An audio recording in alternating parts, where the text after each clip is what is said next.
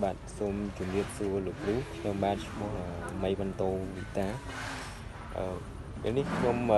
họ chẳng thay mê riêng này trong ban án sẽ tôi như môi cao viên lấy can xa và sơ bạn chứng trong ban án trong ban chập và rom từ lơ chúng nó khăn này thộm nòng mà mê riêng để chia ca chạy được pol ta để chia được pol từ lơ cao viên lấy miên tại tôi mới nâng trong nó đằng bom năn từ nơi mới tiếp chạy chia cô ca màu riêng đừng riêng ta chạy được cô đó là cao biển lấy cả rum tam propon standard cặp lóng nặng chiết nhiên nia on đã cam xong đó đã cam tình này bà nhưng sau đây chạy được cô là cao biển lấy đầm rau cá này một cái biết đầm rau cá này bị phun lô on đã cam tùm xong đó on đã tùm nè tùm nón đôi ai lưu bò miền chẳng ca tùm nè tùm nón để bay lưu bò miền cứ miền tại tôi nâng ca vô si chùm rấu này và nhận cứ bom nâng bột thị đo sai bánh ha ca kịch đời ca này bật địch đo sai bánh ha tớ bom nâng tùm nè tùm nónประกอบដោយ ប្រសិទ្ធភាព ចំណុចទី1តើតើមួយនឹងបច្ចេកវិទ្យាគឺសំខាន់ខ្លាំងណាស់ដែលសម្រាប់ការវិនិច្ឆ័យនៅពេលដែលយើងចេះបច្ចេកវិទ្យាងាយស្រួលក្នុងការដាក់បន្ទុកឲ្យសិស្សស្វ័យវិតម្លៃដោយស្វ័យប្រវត្តិដោយយើងមិនចាំបាច់នឿយហត់จึงវាធ្វើឲ្យការងាយស្រួលផ្ដល់ឲ្យគ្រូនៅមធ្យោបាយថ្មីសម្រាប់ការវិតម្លៃអញ្ចឹងគ្រូនៅពេលដែលគាត់ពូកែបច្ចេកវិទ្យាគាត់នឹងមានមធ្យោបាយក្នុងការវិតម្លៃលឿនរហ័សនិងចំណេញពេលវេលាចំណុចមួយទៀតការសាងបុទ្ធិមានន័យថាសិស្សអាចសាងចំណេះដឹងខ្លួនឯងដែលមានស្រាប់ដើម្បីសារជាប់និងបង្កើតចំណេះដឹងថ្មីបាទសាងបុទ្ធិសិស្សមានវិន័យផ្ទាល់ខ្លួនសិស្សដឹងពីរបៀបសម្របទៅនឹងស្ថានភាពថ្មីអញ្ចឹងមានបញ្ហាថ្មីស្អីដែលកើតឡើងគឺសិស្សដែលមានចំណេះដឹងឬក៏បុទ្ធិហ្នឹងគឺអាចសម្របខ្លួនទៅនឹងស្ថានភាពទាំងនោះបាននៅមួយទៀតបរិបទសង្គមគឺមានន័យថាវាជាទៅពលការតំណែងតំណងអន្តរកម្មរវាងគ្នានឹងគ្នាសិស្សក្នុងសិស្សក្នុងថ្នាក់ក៏ដោយទាំងក្នុងសង្គមដែរធ្វើឲ្យមានអន្តរកម្មរវាងគ្នានឹងគ្នាកាន់តែស៊ីជម្រៅនិងមានប្រសិទ្ធភាពមួយទៀតការលើកទឹកចិត្តបាទការលើកទឹកចិត្តគឺពិតជាមានសារៈសំខាន់សម្រាប់សម្រួលនិងដោះស្រាយបញ្ហាប្រឈមរបស់គេប្រសិនជាមានការលើកទឹកចិត្តទេគឺ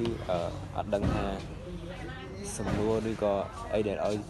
ដាក់ឲ្យសិស្សធ្វើនឹងត្រូវឬខុសសិស្សអាចដឹងខ្លួនឯងថាត្រឹមត្រូវឬក៏មិនត្រឹមត្រូវបាទអញ្ចឹងស្វ័យវិតម្លៃដើម្បីតម្រង់ទិសគឺឆ្លុះបញ្ចាំងពីការបដិញ្ញាត្រួតពិនិត្យនឹងតាមដានអញ្ចឹងឆ្លុះបញ្ចាំងហើយយើងបានឃើញថាមានការបដិញ្ញាបែបណាមានបានត្រួតពិនិត្យតាមដានបែបណាបាទដូចជាមួយទៀតស្វ័យសិក្សាសម្រាប់លើកទឹកចិត្តក្នុងការចូលរួមឲ្យដឹងថាតើការសិក្សានឹងរបស់ខ្លួនឯងនឹងមានបានត្រួតកម្រិតណាហើយមានលទ្ធផលបែបណាមួយទៀតនិយាយអំពីការលើកទឹកចិត្តនៅពេលដែលមានការលើកទឹកចិត្តសិស្សគិតថាខ្លួនឯងមានសមត្ថភាពដោយសារតែការលើកចិត្តរបស់គ្រូសិស្ស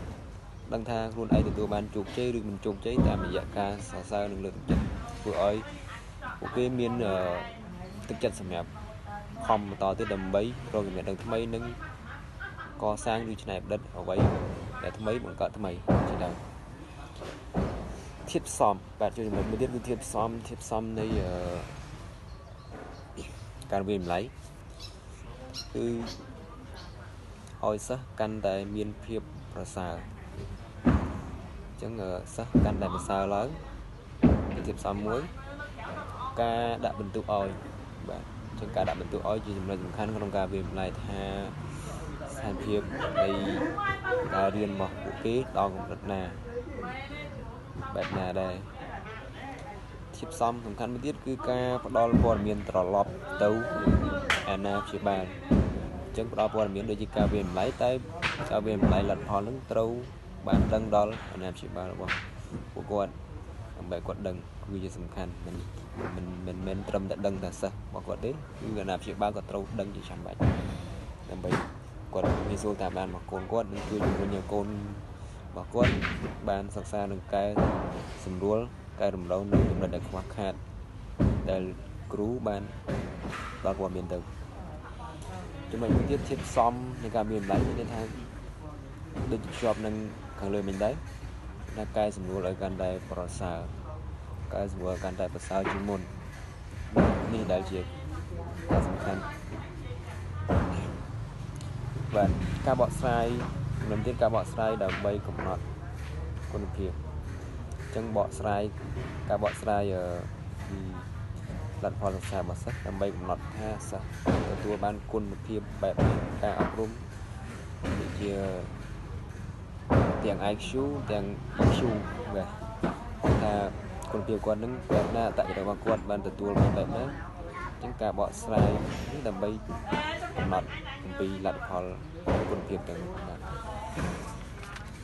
បាទសូមអរគុណលោកគ្រូការចាប់អារម្មណ៍បានប៉ុណ្ណឹងនឹងការលើកយកមកនិយាយព្រោះអីមេរៀននេះខ្ញុំបានអានចប់ពី3ដងដែរខ្ញុំសង្ខេបបានប៉ុណ្ណឹងបាទសូមអរគុណ